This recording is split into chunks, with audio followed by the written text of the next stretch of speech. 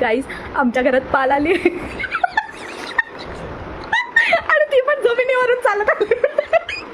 ही बघा कशी उभी आहे इथे. आत जात नाही कारण आतमध्ये पाल गेली. कुठे गेली आहे?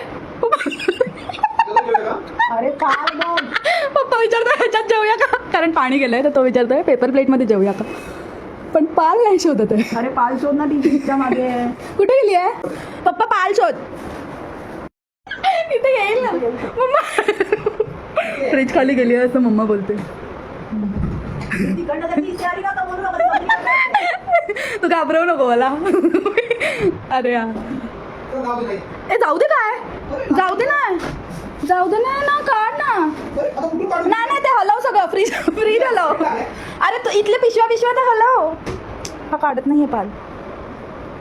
काढ ना पप्पा याच्यात. नाही अरे बाबा नाही काढ.